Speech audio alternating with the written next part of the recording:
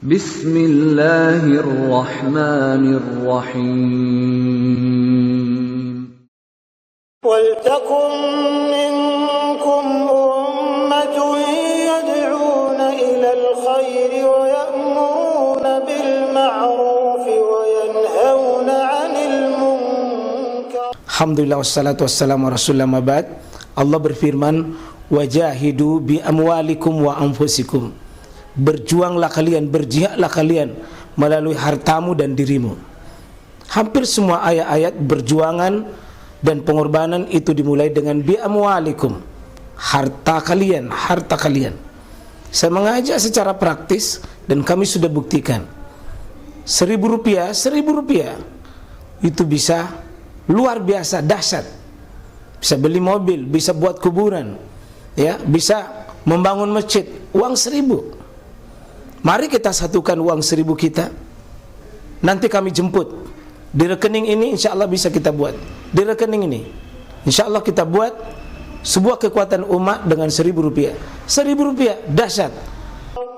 Assalamualaikum warahmatullahi wabarakatuh. Insya Allah jemaah sekalian, maaf ini tidak bisa ditayangkan, belum bisa ya. Baik, kalau sambil menunggu ya, kita bismillah saja yang bisa dilakukan. Ya. Kita masuk sudah selesai pembahasan wudu, selesai pembahasan mandi. Mohon Pak izin saya pembahasan tayamum. Tayamum ini penting karena dia pengganti wudu dan sekaligus juga bisa pengganti mandi. Penting kita ilmui karena tidak selamanya kita bisa pakai air, dan tidak selamanya Pak kita itu sehat, tidak selamanya kita normal. Ada suatu saat mungkin kita cocoknya memang hanya menggunakan debu, dan itulah Islam, bahwa yuridullahu bikumul yusra wa la yuridu bikumul usra. Allah menghendaki kalian yang mudah dan Allah tidak menghendaki kalian yang susah. Tidak bisa pakai air, cukup tayamum. Artinya ibadah itu diwajibkan, tapi kondisinya dikondisikan.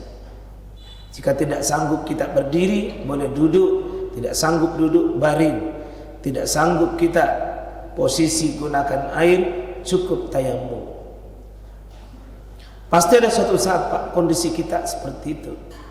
Ada kondisi kalau tidak bisa.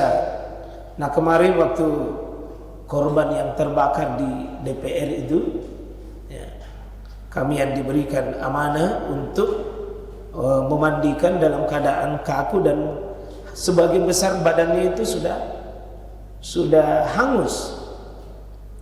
Maka di posisi begitu kita tidak usah mandi jenazah, tapi kita tayamumkan jenazah. Kalau tidak bisa digosok di mukanya, maka tangan tak yang memberi isyarat di atas wajah. Di Islam itu sangat at-tawassul, penuh kelonggaran dalam menyelesaikan hukum-hukum. Dia tidak kaku.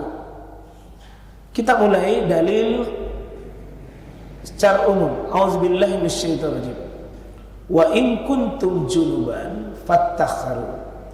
Jika kalian itu junub,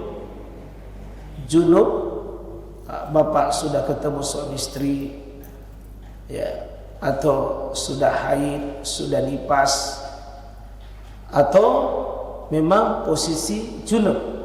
Apa yang diperintahkan oleh Quran adalah fattahharu, yakni mandilah kalian, bersucilah kalian dengan mandi. Tapi wa in kuntum marda, jika kalian itu dalam keadaan sakit, berarti tidak bisa mandi. Aw ala safarin, atau dalam perjalanan. Biasanya ada perjalanan itu kesulitan dapat air. Kalau ini marda mungkin ada air tapi kesulitan pakai air.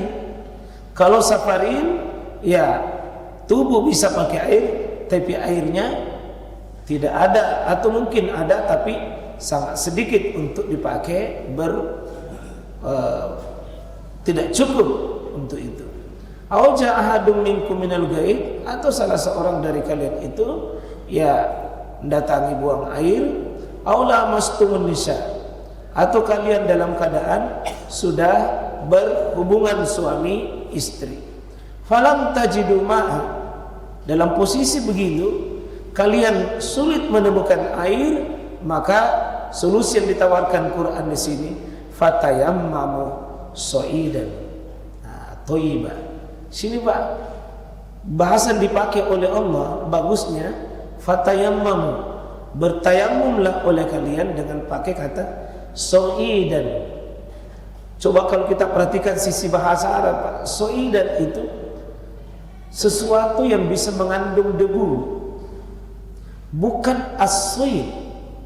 Seandainya di situ so'idan alif lam, harus debu betul, harus debu betul.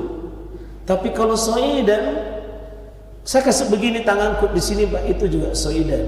Saya kasih begini di laptop, itu juga so'idan. Saya kasih begini di lantai, itu sudah so'idan. Di dinding itu juga so'idan. Di kursi juga namanya so'idan. Jadi tidak mesti debu, karena bahasa yang dipakai oleh Quran adalah bukan as-soid. As-soid itu mesti debu, tapi soidan itu adalah kata sesuatu yang bisa mengandung debu. Di rumah sakit diimpus, ya bisa jadi di tiangnya impus, atau di pinggir-pinggirnya ranjang yang bisa kita mengandung debu itu. Bagaimana caranya? Quran mengatakan famsahu biujuhikum, maka usaplah oleh kalian itu wajah-wajah kalian. Jadi cara di sini sebutkan adalah usap wajah-wajah kalian. Jadi wajah disebutkan, kemudian dan wa aidikum min, dan tangan kalian. Berarti dua di sini disebutkan wajah dan tangan. Cuma dua yang disebut oleh Quran, wajah dan tangan, wajah dan tangan, wajah dan tangan. Tidak ada kumur-kumur Pak. Ya, tak, tolong jangan sekali-sekali kumur-kumur. Kalau debu Pak, mandrasaki. Cuma dua saja, wajah dan tangan, wajah tangan, wajah tangan. Surah Al-Maidah ini ya dengan kita pakai ini, usaplah mukamu dan tanganmu dengan tanah itu. Dalam ayat ini belum diterangkan cara permulaannya, tidak disebut apakah muka atau tangan, tidak disebut. Yang kedua, cara mengusapnya tidak disebut, jumlah mengusapnya tidak disebut. Quran cuma menyebut usap muka dan tangan, tidak disebut yang mana, tidak disebut cara, tidak disebut jumlah. Makanya namanya ayat butuh ditafsir, butuh dijelaskan caranya bagaimana, permulaannya dari mana, mengusapnya bagaimana, jumlahnya bagaimana. Ya. Batas tangan itu apa? Apakah pergelangan atau sampai siku? Apakah pergelangan atau sampai siku? Nah. Di sini disebutkan dalam hadis ini, qala Abu Musa li Abdillah, alam tasma' qawla Ammar, ba'asani Rasulullah sallallahu alaihi wasallam fi hajatin, ya, fa ajnabtu falam ajid al-ma'a fatamarraktu fi sa'id kama tamarragu da'ba. Ini hadis yang paling terkenal tentang tayamum, dan bisa jadi di sini sudah mulai penjelasan lebih rinci dari yang disebutkan tadi. Ini hadis Ammar, Pak. Hadis Ammar. Ketika beliau diutus oleh Nabi SAW dalam sebuah hajat. Dalam perjalanan hajat, menunaikan hajat itu, ternyata fa'ajnabtu, dia berjunub, kata Ammar. Falam ajid al-ma'a, saya tidak mendapatkan air, kata Ammar itu. Fatamarraktu fis sa'id, maka saya guling-guling. Kama tamarraku da'ba, saya berguling-guling sebagaimana berguling-gulingnya itu hewan di tanah. Ya, karena dia memahami ayat itu.